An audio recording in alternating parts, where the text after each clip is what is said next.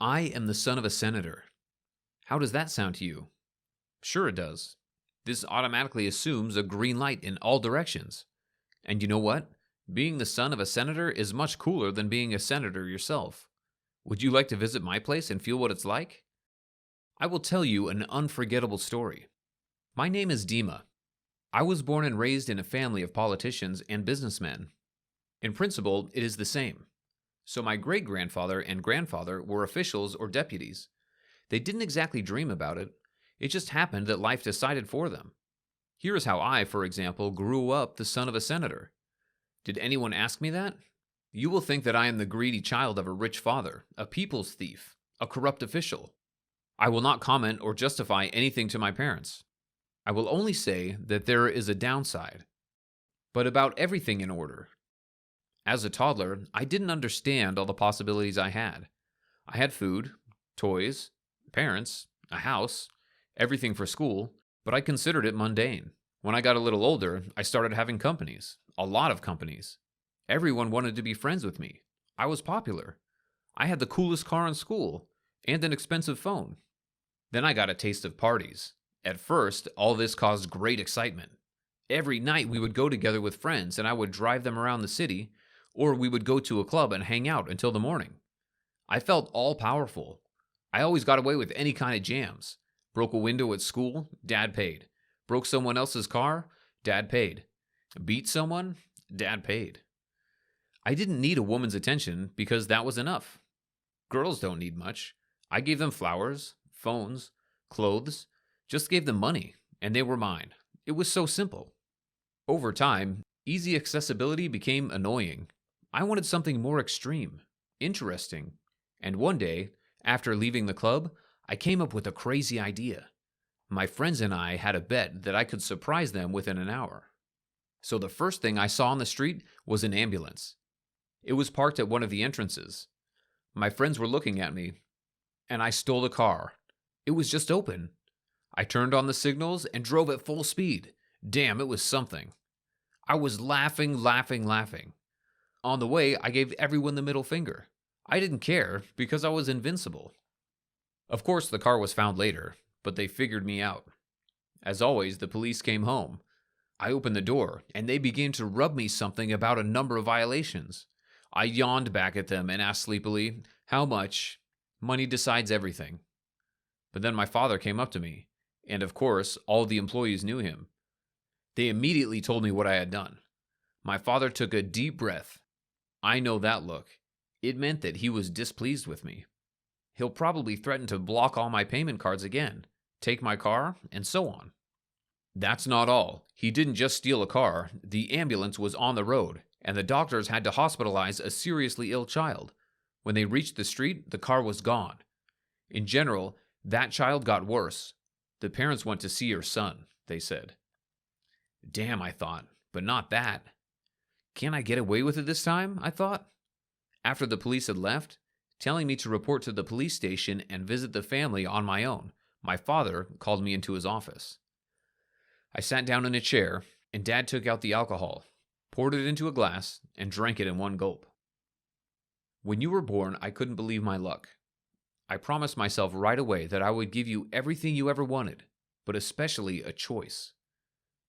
The ability to choose your own path in life. Choose everything from the style of clothing, school, profession. I didn't have that. You know, your grandfather and his father were unwavering. They chose the future for their children. The road was predetermined, but I didn't want to be stewed in this mess. I wanted to be an architect. Even just secretly signed up for a course. Of course, my father found out about it and was furious, my father began to say. I wasn't sure what he was getting at, but then father said that he was forced to become a senator, that is, to follow in the family footsteps. And when I was born, he said he wouldn't force me to do anything I didn't want to do.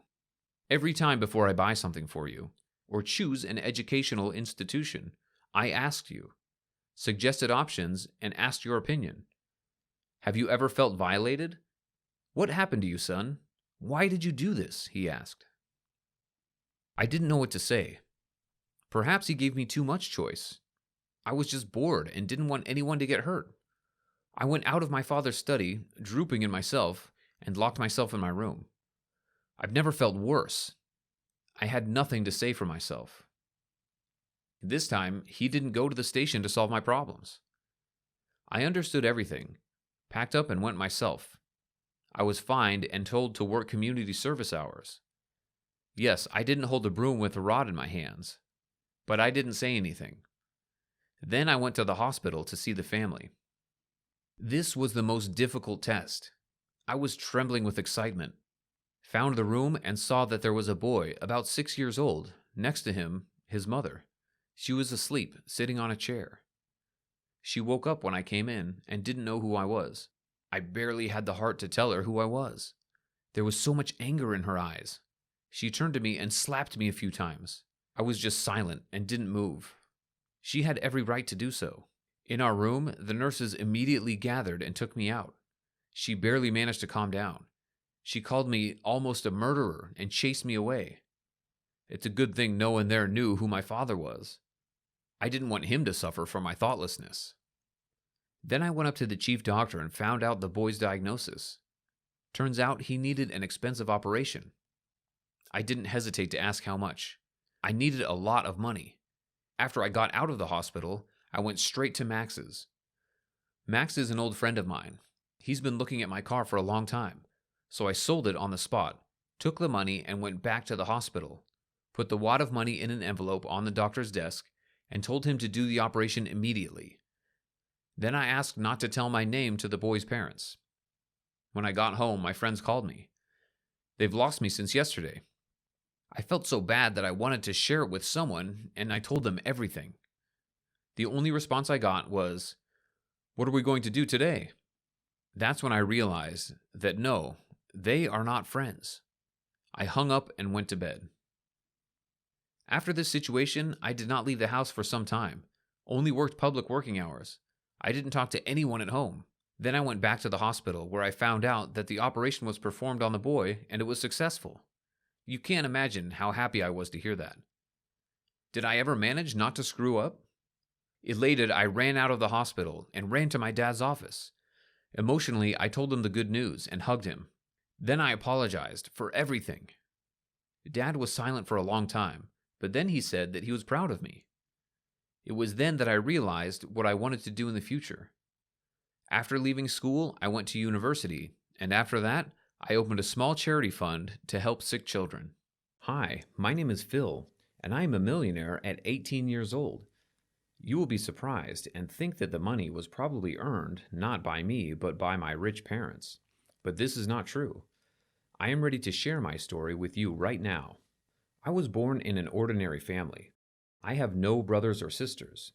My parents worked as doctors and almost always disappeared from work. For as long as I can remember, I also wanted to follow in their steps. But my father said that if I want to become a doctor, I must be 100% ready for it, because the work takes all the time, and as a return, a saved human life, but it is not always a good income. That's probably why they got married, because they understood each other. Others would simply not understand this kind of work. I can't say that our family lived comfortably. We were not poor, but we did not live on a free hand. Doctors don't always make a lot of money, as Dad pointed out. I promised my parents that one day I would get rich and they wouldn't have to work so hard anymore. They will be able to take a well-deserved rest the day before and stop worrying about other people's lives and finally take care of their own. Once in the middle of the night, the phone rang at home. An urgent call came from the hospital. It turned out that a whole family was poisoned by carbon monoxide. Their children were there. My parents rushed to the hospital without a word. My mother gave me one last kiss and told me they would be back soon. It took them a long time to get to work, and they weren't driving their own car anymore. They were in a car accident, and Dad didn't survive. Some ass cut in front of my father, and he lost control. In general, I have only my mother left. We began to live worse than we did, so I decided to find a job. It wasn't easy because I was a teenager and I needed a flexible schedule because of my studies. My classmate Jim helped me. He heard that a neighbor of his grandmother's needed someone to take care of the garden, walk the dogs, and clean the pool. All this for a good price. Of course, I immediately agreed. So after school, I could go there without interfering with my studies. Grandma Grace was a very nice and polite old lady. She immediately explained what to do. She had a swanky mansion with a huge garden, a swimming pool, and a smooth lawn. I've only seen it in movies before. She looked like a magazine cover, too. Grandmother was old, but it was obvious that she was taking good care of herself. As a child, I dreamed of living in a house like this, having purebred dogs, drinking lemonade in my garden, and playing with the most expensive toys. Mrs. Grace praised me. I did well, and it wasn't the first time I had to do dirty work, since my parents were often away from home. I got the job done in just a few hours, and Grandma Grace offered to have a lemonade with her in the garden. I agreed. She asked about family, parents. I didn't try to hide anything, and I told them everything as it was. She took pity on me and apologized. At this moment, we were approached by a boy. He was so rude to her. I think he demanded money. The hostess smiled, gave him her card, and he left without even looking at me. This is my grandson since his parents died. I've been looking after him. Never mind, he's a well-behaved boy, but he often forgets his manners. You see, after the death of his parents, he became very vulnerable, Grace said. For some reason, she tried to justify it to me. I just said something about losing my father, but that doesn't give me a reason to treat my mother as if it's all her fault. You're a good boy, said Mrs. Grace, with a little note of envy in her voice. And so it went on. Gradually, drinking lemonade after work became our little tradition. We found more and more common topics to talk about. One day she asked me what my dream was. I told her that I had promised my father that I would get rich so that he and my mother would no longer work. Mrs. Grace smiled. Over time, we were able to communicate with her grandson Peter. It turns out that we have a lot in common. He's not a bad guy, just a little withdrawn after the incident with his parents. I understood him very well. Then we became friends. Mrs. Grace noticed this, but asked no questions. I liked that she could respect other people's boundaries. A couple of months later, I had a birthday, and my mother insisted that we celebrate it at home, promised to cook some goodies, and skip the late shift at work. I invited Peter and his grandmother and introduced them to my mother. The evening was quite nice and interesting. We laughed and joked a lot. I haven't seen my mom this happy in a long time. Grandma praised me all through dinner and made my mother blush. At the end of the evening, Mrs. Grace took out an envelope and said that it was a gift from her and Peter, and asked us to open it after they left. That's nice of you, my mother said. We said a warm goodbye, and my mother wrapped them up with her own made apple pie, and they went home. So we went back to the living room, and I opened the envelope, and a letter fell out. I have lived for many years, but only at the end of my life I realized that a person remains a person from their own choice, and not from circumstances. You and Peter have similar tragedies, which I bitterly regret. These terrible situations with the death of loved ones did not break your upbringing and attitude to others. Your mother is lucky to have such a son. This gift to you from me so that you finally fulfilled your dream, got rich, and your mother went on a well-deserved vacation, the letter said. The envelope itself contained a check for $1 million. For another 5 minutes there was a silence in our room. Then my mother fainted. I sat and stared at the receipt, my eyes bulging with surprise, my palms sweating, my cheeks flushed with hot breath. $1 million? 1 million? Mom, we are millionaires, I shouted at last. Mom opened her eyes at that moment, got up from the floor, and snatched the check out of my hands. We couldn't believe it. I immediately remembered my dad. I wish he was with us at this moment. Mom immediately sat down at the computer and chose the next flight to another country on vacation. We'll go on vacation, and you go to Mrs. Grace tomorrow, she said firmly. I went to my grandmother's house and she asked me, laughing, if I would continue to cut the bushes in her garden as a millionaire, and I replied that my work had long since developed into a pleasant way of life, so I would still be a gardener. It took me a long time to find the right words to express my gratitude for such a generous gift. but I think she understood me without words.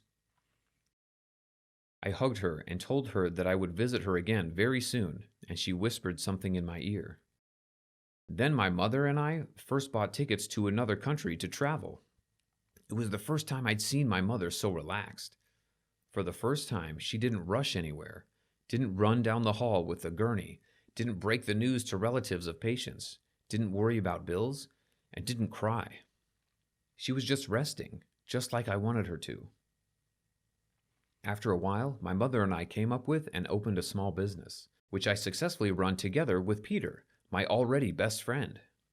You gave me so much more. Hope for good, my grandmother had whispered. So we gave it to each other.